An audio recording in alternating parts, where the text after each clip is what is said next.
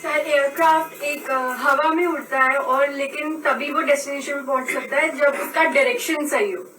तो इंसान जब हवा में उड़ता है, इंसान जब सक्सेस से, बट उसका डायरेक्शन सही होना चाहिए। Let's give a big hand for her.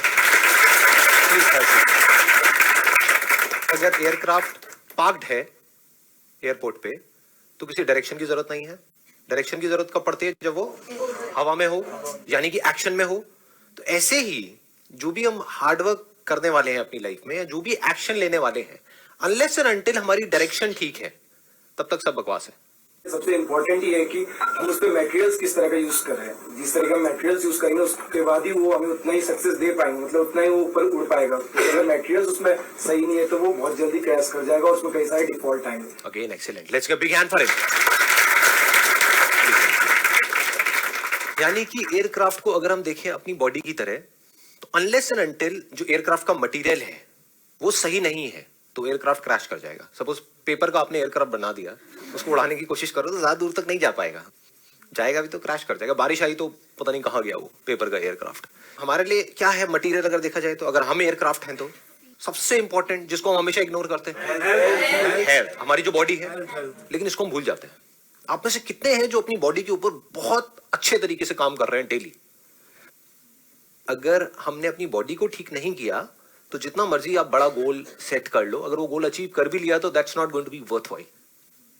मजा ही नहीं आ रहा होगा उस टाइम। आप कहोगे यार चक्कर क्या है, मैंने सब कुछ तो अचीव कर लिया, मजा नहीं आ रहा लाइफ में, क्योंकि एनर्जी नहीं होगी अंदर से। ये एनर्जी कैसे मिलती है? न्यूट्रिशन।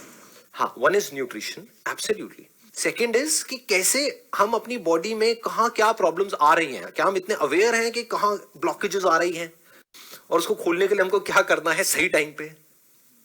जैसे एयरक्राफ्ट को चेक किया जाता है ना, इनफैक्ट हर उड़ान से पहले उसको चेक किया जाता है, एक्ट करने से पहले उसको चेक किया जाता है वो एक्ट करने के लायक भी है या नहीं है, उड़ने के लायक भी है या नहीं है। ऐसे ही हमें अपनी बॉडी को रेगुलरली चेक करना है कि क्या मेरे जो एनर्जी लेवल्स हैं, जो भी बॉडी में मेरी एनर्जी है, वो गिर रही है या बढ़ रही है, जो भी मैं कर रहा हूं उसकी वजह से। तो अगर हमको इतना समझ होगा, इतनी अवेयरनेस होगी, तो जिसकी वजह से गिर रही होगी उसको हम छोड़ते चले जाएंगे, जिस तरह से बढ़ रही होगी उसको हम ऐड करते चले जाएंगे। हो सकता है जिस तरह से बढ़ रही है एनर्जी उसमें दर्द हो रहा है। You're getting where I'm coming from? जैसे कोई मसल स्टिफ होती है, I am not too sure आपने कितना काम किया है आप लोगों ने अपनी बॉडी पे अभी, बिकॉज इस एज में तो we take our bodies for granted. फिर एक स्टेज के बाद में जा करके जब वॉट लग जाती है तब हम जागते हैं कि कुछ करना है वॉट, तब तक देर हो चुकी होती है। सर सिर्फ फिजिकली फिट होना ही वो है या मेंटली भी आपको फिट होना चाहिए? मेंटली होने से पहले फिजिकली फिट होना है, बिकॉज आप मेंटली तब तक फिट नहीं हो सकते जब तक कि आप फिजिकली फिट नहीं हो। एयरक्राफ्ट ठीक नहीं है, उसको बोला जाए उड़ने के लिए, चल भाई उड़ तू, कोई बात नहीं, तेरे अंदर प्रॉब्लम्स है, उड़ उड़, कोशिश तो कर, शायद उड़ जाए, उड़ेगा ही नहीं, it can't take off, crash हो जाएगा या उड़ ही नहीं पाएगा। वो उसमें वो पावर ही नहीं होगी कि जहां से टेक ऑफ करना होता है वो कर ही नहीं पाएगा टेक ऑफ। बहुत सारे जो हमारी इमोशनल जो उथल पुथल होती है या प्रॉब्लम्स होती है, we feel sad at times without any reason, कोई रीजन नहीं होता लेकिन मूड खराब हो जाता है, उसका कनेक्शन हमारी बॉडी से होता है, हमें पता नहीं होता है। तो सबसे पहला जो काम है वो है कि अपनी बॉडी पे काम करना है। अब बॉडी पे कैसे काम करते हैं? हम सोचते हैं कि हाँ भाई जिम चले जाना मतलब बॉडी पे काम करना, नहीं, वो तो ऊपर ऊपर सुपरफिशियल लेवल पे हो रहा है। या फिर योगा करना मतलब बॉडी पे काम करना, नहीं, वो सुपरफिशियल लेवल पे हो रहा है। One is nutrition, second is कि जो भी आप कर रहे हैं अपनी होल्डिंग कैपेसिटी बढ़ाओ। ये एक बड़ा इंटरेस्टिंग पॉइंट आपको बता रहा हूं कि अगर आप कुछ करते हो योगा में, आपकी किसी पार्ट में प्रॉब्लम है, मानो बैक में यहां पे प्रॉब्लम है, तो हो सकता है आपके नेक में पेन हो रहा हो या लोअर बैक में हो रहा हो, आप किसी डॉक्टर के पास जाओ, वो आपकी नेक पे थोड़ा सा फिजियोथेरेपिस्ट कुछ करे और वो ठीक हो जाए 3-4 दिन में, और आपको मैं तो ठीक हो गया, ऐसा नहीं होता है। There is a strong possibility कि जहां पे आपके पेन हो रहा है वहां पे कोई प्रॉब्लम ही नहीं है, प्रॉब्लम कहीं और होती है। कोई और आपकी मसल है जो स्टिफ है, तो उसके स्टिफ होने की वजह से सारा जो लोड आ रहा है वो आ रहा है आपकी अपर मसल के ऊपर और लोअर मसल के ऊपर, उस वजह से उसको एक्स्ट्रा काम करना पड़ रहा है, उस वजह से वहां पे पेन हो रहा है। और आप जो मेन एरिया है वहां तक तो आप देख ही नहीं रहे हो, ना कोई डॉक्टर देख रहा है, तो वहां तक स्ट्रेच को पहुंचाने के लिए you need to hold on to that particular stretch for at least a minute. हम क्या करते हैं, योगा किया, क्या समझते हैं हम योगा का मतलब? फटाफट फटाफट एक आसन किया, 5-10 सेकंड के लिए होल्ड किया, फिर अगले पे आ गए, फिर अगले पे आ गए, फिर अगले पे आ गए। You need to hold on to it, तब जा करके धीरे धीरे आप देखोगे उस पार्ट में सेंसेशन होनी शुरू होगी जो एक्चुअल में स्टिफ है, जिसपे एक्चुअल में काम करना है। फिर जब वहां पे दर्द होगा तो again you need to hold on to it and understand कि गुड पेन क्या है और बैड पेन क्या है. Do you want me to test these things? या कुछ है इंटरेस्टिंग लग रहा है? बहुत इंपॉर्टेंट है ये, बिकॉज आज जो हमारा लाइफस्टाइल है ना, उसमें इससे इंपॉर्टेंट इन्फॉर्मेशन कुछ नहीं है जो मैं अभी आप लोगों के साथ में शेयर कर रहा हूँ. और ये कहीं से पढ़ के नहीं बोल रहा हूँ, अपनी बॉडी को बड़े बारीकी से ऑब्जर्व करके आपको बता रहा हूँ ये सारी बातें. अगर इसकी डेप्थ को आप देख पाओ तो. इसका एक बड़ा इंटरेस्टिंग आपको बात बताता हूँ, हम क्या करते हैं और क्या करना चाहिए. देखो, एयरक्राफ्ट चाहे ठीक हो या खराब हो, उसकी चेकिंग रेगुलर होती है. ये नहीं कि वो बाहर से ठीक दिख रहा है तो ठीक ही है ना, अभी तो आया है तो ठीक ही होगा ना. समझ गए ना? अभी कोई प्रॉब्लम तो दिख नहीं रही है तो ठीक ही होगा ना, कोई सिग्नल तो नहीं आ रहा है इसका मतलब ठीक ही होगा ना. नहीं, फिर भी उसको रेगुलरली चेक किया जाता है.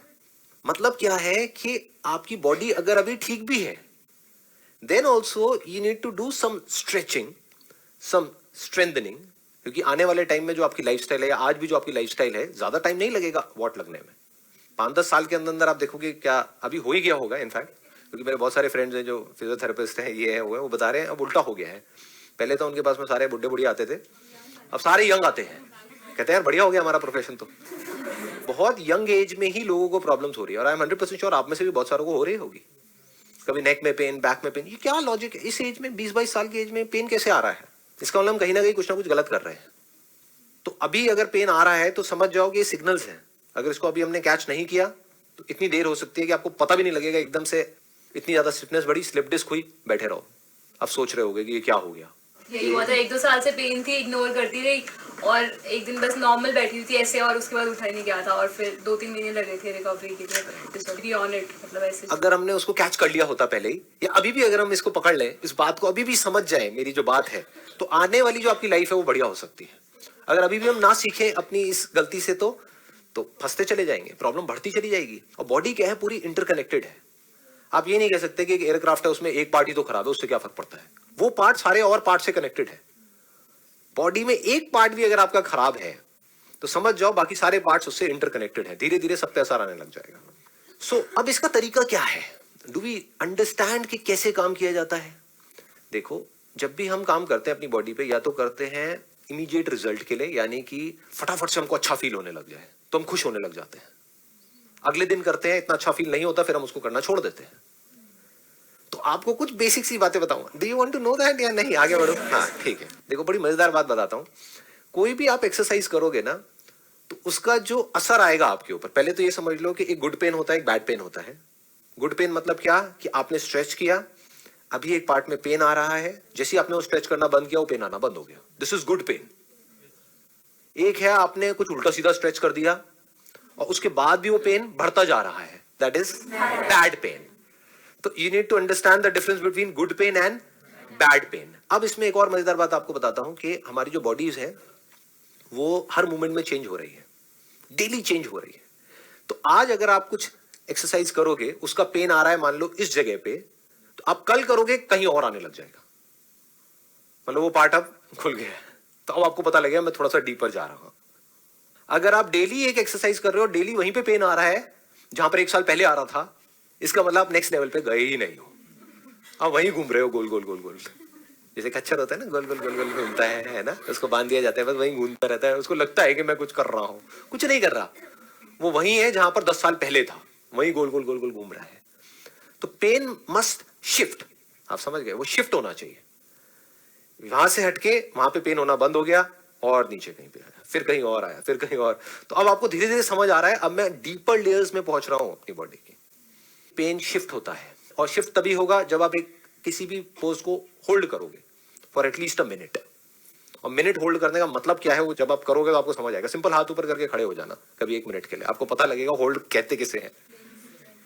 मतलब सिंपल कह रहा हूं मैं, कोई कॉम्प्लिकेटेड आसन नहीं करके चक्रासन में 1 मिनट तक रहना ना जी. शुरू करो, यहां से भी जाओगे जैसे ही बाहर, एक ऊपर हाथ करके स्ट्रेच तो करना चाहिए ना बैठे हुए 1 घंटे तक.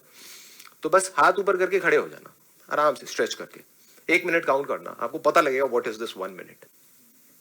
कभी कभी क्या होगा, आपको बहुत अच्छा फील होने लग जाएगा ये करने की वजह से, एक्सरसाइज करने की वजह से. कभी कभी बहुत ही बुरा फील हो रहा होगा, एक्सरसाइज करने का मन नहीं कर रहा होगा. चाहे मन कर रहा है, चाहे बहुत अच्छा लग रहा है, करना है तो करना है. This is the golden rule. You must never